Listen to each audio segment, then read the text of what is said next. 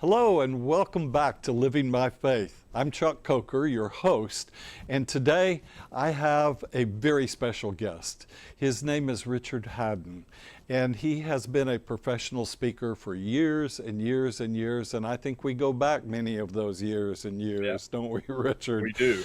But he has written a series of books, starting off with Contented Cows Give Better Milk. And so, Richard, welcome to the program. It's so great to have you.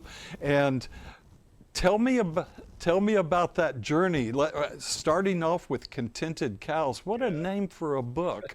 How did that come about, and how has it really created a path for you in your speaking profession? Yeah, well, some of your viewers who may be closer to your age and mine, Chuck, will remember that Carnation Milk for many years advertised their milk as coming from contented cows. And so we were able to get the rights to use that phrase. And the books and what I talk about has nothing to do with cows. It has everything to do with the fact that in the same way that contented cows give better milk, satisfied, engaged employees that have the opportunity to do their best work give their best performances at work. And that always finds its way to your customer, and that always finds its way to your bottom line. So in an age, this was 26, 27 years ago, when people were talking about the social and moral implications of creating a great workplace. We accept that, but we also wanted to be able to speak to the CEOs and the CFOs to say, creating a great place to work is not only the right thing to do, it is the profitable thing to do. And so I built my career on helping leaders to build a strategy that focuses on their employees. And when they do that, they see that their performance is always better. Richard, that is so critical. And I would love to help our audience understand the Christian principles at the foundation of that whole concept, because you have literally parlayed this book and the concepts that you provide to help many, many companies over the years. And in that process, what you have done is literally, whether they knew it or not, sewed Christian principles into those concepts. So tell me your motivation behind that and how that's working. Well, like I said, I really believe that creating a great place to work is not only the right thing to do, but I think it reflects Christ. And so that leaders who are business owners and business leaders, I don't think they have to evangelize. I don't think they have to preach. They don't have to necessarily read scripture to their, in their work huddles and meetings. But I think that the way that they lead their people, I try to think about how, the phrase, what would Jesus do? What if Jesus were a team leader or a manager in an organization? How would he relate to the people on his team? When there was guidance needed, he would provide it. When there was recognition and praise and encouragement, he would provide it. And he would also provide a great example. And so I teach, even without using that example, I teach people to treat people the way that they know that they are going to respond the best to. It is scriptural, both from the employee side and the manager side. And I'm not good with specific scriptural references. I couldn't tell you chapter and verse, but there is scripture that tells employees to give the very best to your employer, but also one that admonishes masters or managers to treat their employees well. And so I believe that when people do that, whether they're doing it for Christian motivation or not, I believe it brings a good result. It does indeed, Richard. And there's so much research by people like the Human Capital Institute and Human Resource Society that shows that pouring into people is actually a better return than investing in technology. Exactly. So share with us some of those studies that you've done and how you use that in communicating the principles to CEOs, CFOs, etc. Well, our very first book and the first work that we did, and then this really dates back to 1996 when we started, so 30 years ago when we started doing the research.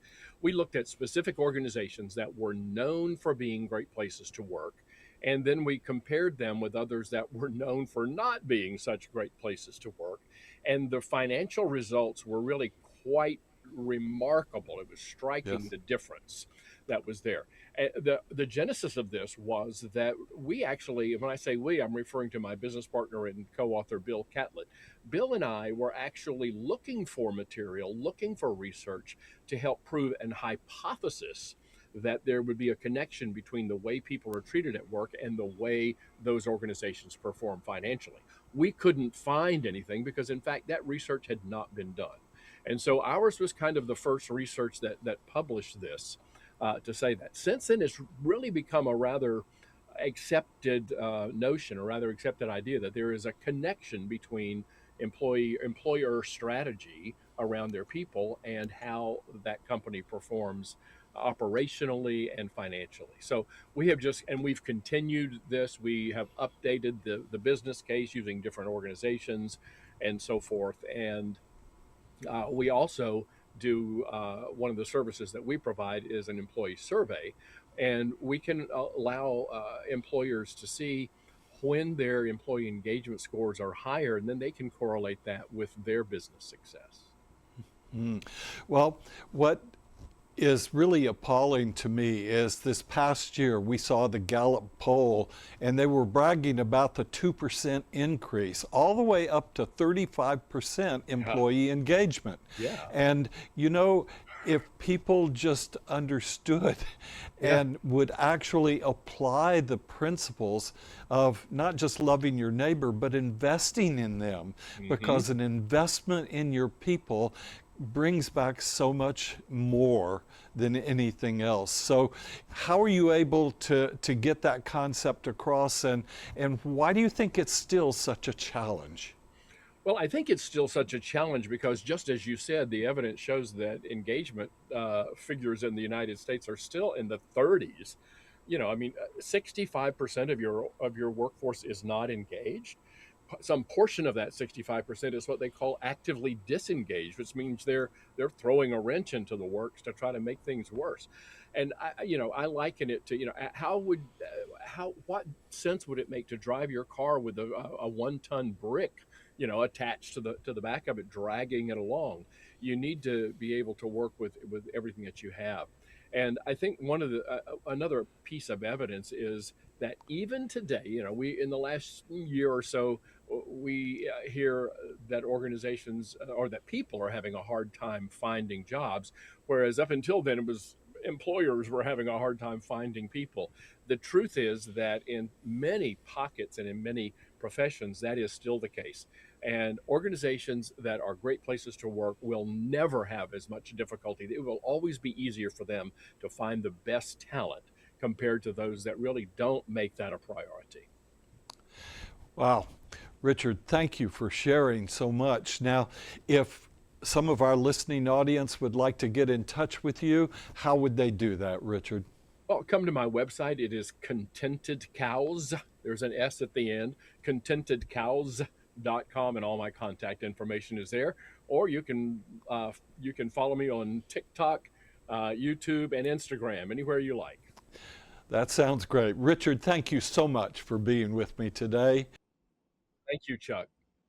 I'm just grateful to have someone like this on the show, because they are working in many ways kind of behind the scenes for the Lord to promote the love, the care, the concern in the workplace that we need to continue to show as we interact with other people. So thank you for being with me today at Living My Faith. I'm Chuck Coker, your host. I pray that grace and peace would follow you all the days of your life. And come back and see us next time.